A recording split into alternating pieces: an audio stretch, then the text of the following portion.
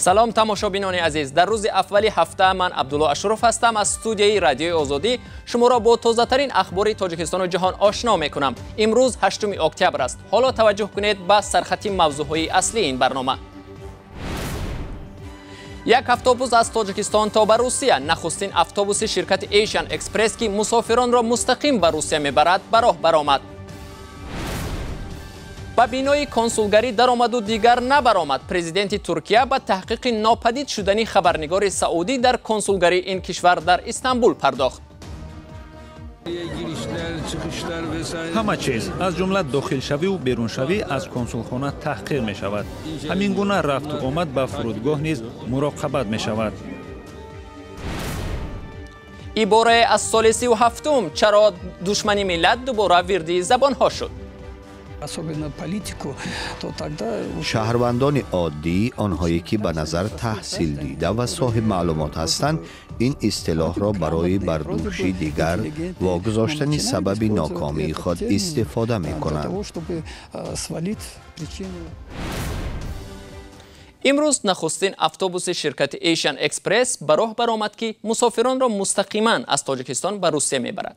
تا به حال شرکت‌های مسافرکشانی در مرز هر کشور اتوبوس دیگر کرا کرده مهاجران را به روسیه میبردند.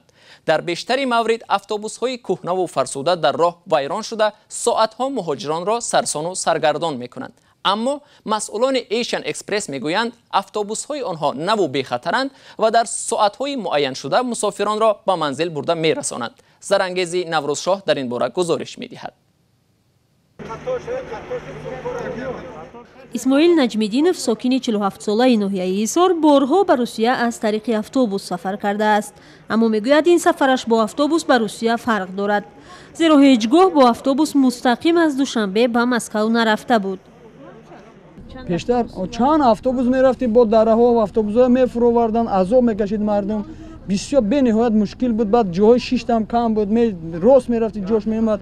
باید خیلی به این طرز اتوبوس‌های خیلی حاضر زمان نبود که مردم یک خیلی براحت روند. شرکت ایشن اکسپرس تا این روز مسافران سمت شهرهای روسیه را تا مرز تاجیکستان میرساند و شرکت‌های دیگر با استفاده از اتوبوس‌های روسی مسافران را به ایستگاه نهایی در آن کشور میرساند. این شرکت امروز 2 اتوبوس را به سمت شهرهای مسکو و ایرکوتسک با سفر مستقیم به راه برآورد. اینها مسافرانی هستند که برای اولین بار از تاجیکستان امروز مستقیما به سمت مسکو می روند و حالا طوری می بینید آخرین آمادگی های خود را می بینند و این اتوبوس هم اولین بار امروز راه مسکو را پیش می گیرد. مشتریان سفر با اتوبوس های ایشن اکسپرس به روسیه اکثریت مهاجران مهنتی اند. آنها می گویند در این شب و روز قیمت راهگیری با طیاره خیلی گران است و اکثر مردم مهاجر امکان خریدن چیپ را ندارند.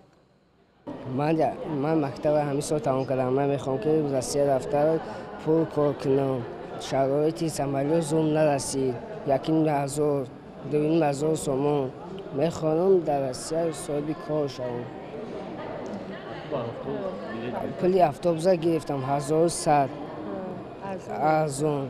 در گذشته مسافرانی که با اتوبوس به روسیه سفر کرده بودند میگویند بیرون از مرز تاجیکستان آنها را به اتوبوس‌های سوار می‌کردند که تقریبا شرایط برای سفری طولانی نداشت، اما این بار برخی هم قبل از خریدن چیپتای اتوبوس شرایط آن را از نزدیک دیدند. خیلی کامفورت داده، کامفورت گفتی که سمالوت اینا سمالوت پرچقتی میرد خیلی میشه نه توالتشون بوده است، خلدینیکشون بوده است، شرایطشون نه. ان شاء الله خدا خیر نصیب کنه بشه احسان ما سلامت رسیدیم. اتوبوس‌های سمت شهرهای روسیه از شرکت ایشن اکسپرس 2 راننده و 1 راهبلد دارد. آنها میگویند قبلا با دیگر اتوبوس‌ها به روسیه مسافر کشاندند و تجربه سفر در این راه طولانی را دارند. خیلی شغل باشه ما سفر دیم تا مسکو را چهار نیم روز باور کرده که ما روی خط سیرش به نزدیک آمدیم، توشکن رفتیم گشتیم سوزه معاملش سوزه. در گذشته حادثه بند ماندن اتوبوس‌های حامل مهاجران با علت خراب شدن در راه سفر به روسیه بارها اتفاق افتاده بود. مهاجران هم شکایت می‌کردند که برخی اتوبوس‌ها عادی‌ترین شرایط را نداشت و آنها را از مهلت مقرر شده چند روز دیرتر به شهرهای روسیه می‌رساندند و از این به بعد امید دارند سفرشون به روسیه با اتوبوس به مشکل باشد و در وقت مقرر شده به مکانشون می‌رسند.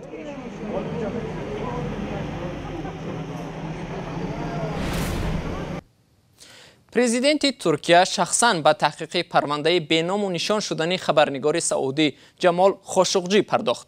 ҳафтаи гузашта Ҷамол Хошуқҷӣ барои таҳияи асноди арусӣ дар пеш истода ба бинои консулгарии Арабистони Саудӣ дар Истанбул дохил шуда, ба қавли номзадаш дигар аз бино берун нашудааст. Ҷамол Хошуқҷӣ мушовири пешини ҳукумати Арабистони Саудӣ пас аз интиқодҳояш аз сиёсати Муҳаммад бин Салмон валиаҳди ҷавони ин кишвар соли гузашта ба Амрико рафт. Пас аз он ба навиштани мақолаҳои интиқодӣ дар рӯзномаи Washington Post оғоз намуд. Искандар Хоҷамирзода гузориш медиҳад.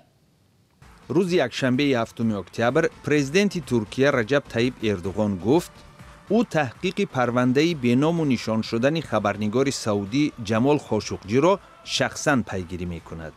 раҳбари Туркия ҳанӯз ҳам умедвор аст ки қазия ба таври мусбат ҳал хоҳад шуд. ҳама чиз аз ҷумла дохилшавию беруншавӣ аз консулхона таҳқиқ мешавад. ҳамин гуна рафту омад ба фурудгоҳ низ муроқабат мешавад. Эрдуғон илова кардааст ки бояд мунтазири хулосаи додситонҳо шуд. рӯзи шанбе манбаъҳои туркӣ ба хабарнигори Reuters гуфта буданд ки эҳтимол Хошуқҷӣ рӯзи сешанбеи гузашта дар консулхонаи Саудӣ воқеъ дар Истанбул кушта шудааст. рӯзи 6 октябр консули Арабистони Саудӣ хабарнигори Reuters-ро ба бинои шаштабақаи консулгарӣ даъват намуд то ба чашми худ бубинад ки Хошуқҷӣ дар бино нест. консули Саудӣ Муҳаммад Ал-Утайбӣ таҳхона, ибодатгоҳ, утоқҳои корӣ, ошхонаву ҳоҷатхона ва дигар ҳуҷраҳои биноро ба хабарнигори Reuters нишон дода, таъкид кард ки хабарнигори беному нишоншуда дар консулгарӣ ҳузур надорад. Хошуқҷӣ рӯзи сешанбе бо ҳадафи дуруст намудани аснодаш барои арусии дар пеш истода ба консулгарии Саудӣ дар Истанбул рафта буд. вале ба қавли маъшуқааш ки дар назди бино мунтазири ӯ буд, хабарнигори Саудӣ аз дохили бино берун набаромад. консули Саудӣ мегӯяд, консулгарӣ ду баромад дорад. шояд Хошуқҷӣ аз як дар даромада, аз дари дигар берун шудааст. садҳо шаҳрванди Тоҷикистон дар ҷустуҷӯи Интерпол қарор доранд. дар байни онҳо афроди муттаҳам ба ҷиноятҳои вазнин дар Тоҷикистон, ҷиноятҳои иқтисодӣ, ифротгароӣ ва барангехтани кинаву адовати миллӣ вуҷуд доранд. бархе аз афроде ки аз сӯи Интерпол ҷустуҷӯ мешаванд, худро мухолифи давлат медонанд, аммо дар шабакаҳои иҷтимоӣ гурӯҳе аз онҳо душмани миллат ном мебаранд. киро душмани миллат мегӯянд ва чаро ин ибора аз солҳои 37 асри гузашта дубора вирди забонҳо шуд? тоҳири Сафар гузориш медиҳад. бинобар иттилои ҷустуҷӯгари Google, ибораи душмани миллат 112,000 маротиба дар матлабҳои марбут ба Тоҷикистон истифода шуданд. ба гуфтаи коршиносон, ин иборае ки саркӯби солҳои 37 ва 50 асри гузаштаро ба ёд меорад, боз роиҷ шудааст. ҳоло дар мукотибаҳо дар шабакаҳои иҷтимоӣ ин ибораро дар нисбати шахсоне истифода мекунанд ки андешаашон аз мавқеи расмии мақомот фарқ мекунад. таҳлили истифодаи ин ибораҳо аз ҷониби рақибони мо аз он шаҳодат медиҳад ки онҳо зуд ин ибораро дар нисбати шахсони алоҳида, донишмандону зиёиён ва қишри пешрафтаи ҷомеаи тоҷик истифода мекунанд ки танқиди созанда доранд. ба андешаи коршиносон, ибораи душмани миллат дар Тоҷикистон мафҳуми мухолифини ҳукуматро иваз кардааст. вақте мухолифини ҳукумат ва ё оппозитсия дар андешаи мардум чун душман шакл гирифтааст, бо он мубориза бурдан осон аст. дар ҳама мушкилоти иқтисодиву иҷтимоӣ кадом як душмани миллатро айбдор кардан мумкин аст.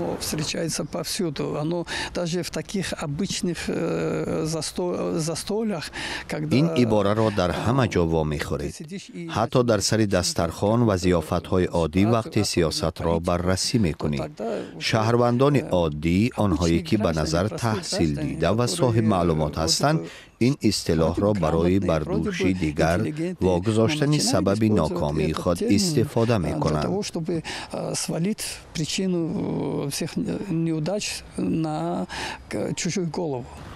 мафҳуми душмани миллат дар кодекси ҷиноии Тоҷикистон вуҷуд надорад. мақомот мегӯянд, ибора моли таърих аст ки танҳо дар забони шифоҳии оддӣ ва шабакаҳои иҷтимоӣ истифода мешавад. На высоком законодательном уровне этого не должно быть и нету.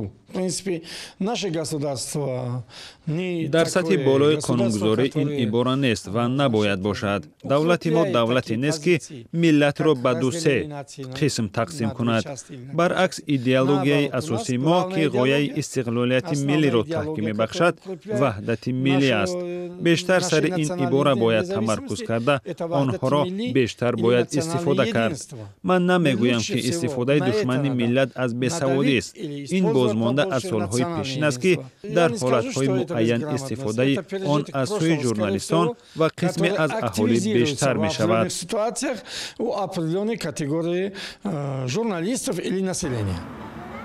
ба андешаи як зумра аз коршиносон солҳои ахир ин ибора тавассути шабакаҳои иҷтимоӣ дубора вирди забонҳо шуд ва бештар дар матлабҳое истифода мешавад ки паҳнкунандагонаш пушти саҳифаҳои ҷаълӣ дар шабакаҳои иҷтимоӣ пинҳон мешаванд. эҳтимолан онҳо узви ташкилоти ҷавонони рӯ ба давлат ҳастанд. ду писарамро ба артиш фиристодам, аммо ҳанӯз замин нагирифтам. волидони бархе аз наваскарон мегӯянд, мақомот бо ваъдаи ҷудо кардани порчаи замин фарзандони онҳоро ба артиш мебаранд, аммо баъдан ба ваъдаи худ вафо намекунанд. дар тоҷикистон ки масъалаи ҷудо кардани қитъаи замин барои бунёди хона хеле доғ аст, бархе аз ҷавонон бо ваъдаи соҳиб шудан ба порчаи замин довталабона ба аскарӣ мераванд. аммо чаро ваъда ҳасту замин нест? гузориши ҳамкоронам маҳмудҷон раҳматзода ва шодмони ятимро мебинем. من میخوام از همین میری شهر که من اویلای کم بغل ترینی همی شهر مایی 5 تا صغیره دارم دستم نمیرسه کار من میکنم در اونجا میخوام یک یادم میخوام با ما برسونم. майрамби назарова солҳо боз мехоҳад аз ин манзили тангу номувофиқ ба дигар ҷой кӯч бандад. ваъдаи мақомот барои додани қитъаи замин ба ҷавонони ихтиёрӣ ба хизмат рафта умеди соҳиби манзили нав шуданро дар дили майрамби бедор кард. زندگیمون به حد وزین شد دید شرایط خونمون رو هم گشتگی یگان جای چیز نداریم نه بنیای ساز نه حاجت خانه ساز بعد پسرم گفت که میرم و چجا خدمت میکنم با اختیاری خودم و شهر میری شهر دستگیری میکنه و غمخوری میکنه و ایله کم بزاعتی شرایط نداریم کسل مردک کسلی داشتم و خواهش خودش رفت خدمت رفت نه یک سال میشه و چند خدمت писари калонии назарова 6 моҳ пеш хизматро анҷом дод, вале натавонистанд соҳиби замин шаванд. писари хурдӣ ҳам бо умеди қитъаи замин ба ваъдаи мақомоти маҳаллӣ бовар карда ихтиёрӣ ба хизмати ҳарбӣ рафт. ваъда карда буданд гуфтан арза битем пешниҳод кунем мири шаҳрда дастгирӣ мекунем дига ман ба оташ касали вазвин шид ба бӯи оташ шидам дига дохми тоғрика натонистам бо мондаму хел бачаи калон баъд иштар мерафтам аммо ولی کاملا کاغذ داد حکومت پیشنهاد کردم تا حالا هیچی درک پیام نیست. در مراسم گسیل نواسکران در شهر کلاب گفتند 17 نفری را که اختیاری به خدمت رفته بودند قطعه زمین میدهند. در روی خط نام میرمبی نظرآور هم هست. در تاجیکستان که گرفتن قطعه زمین برای ساختمان منزل به یک مشکل جدی تبدیل یافته است، 10 نفر مثل فرزندان میرمبی به این وعده مقامات محلی باور کرده به خدمت می روند. وعده که از جانب رهبریت بالایی نه تنها تصدیق گاهی رد می شود. در مسئله تقسیمات زمین ما خود شدگی هستیم کمیسیون جنرالتی و کمیسیون دعوت هستیم. این یگان علاقمندی ندارد. الان که ما شهر ده ها مرتبه گفتیم یگان کسی فریب نکنیم که شما هر نبرید ما شما رو زمین ندارید. این گام نیست. کارشناسان میگویند گاهی برای اجرا کردن نقشه دعوت مقامات محلی به مردم وعده امتیاز میدهند که نه همه وقت اجرا کرده میتوانند. بیننده ارجمند این چند مطلبی بود که تو این لحظه در اختیار داشتیم. اخباری از این بیشتر در وبسایت رادیو آزادی azadi.org و هم صفحه ویژه ما در یوتیوب آزادی ویدیو دسترس است. آنجا شما آن را میتوانید تماشا کنید. زیر آن میتوانید نظر و اندیشه خود را هم بیان داشته باشید. تشکر که ما را همراهی میکنید برای کار و تا برنامه‌های بعدی. خدا نگهداری هر یکی شما باد.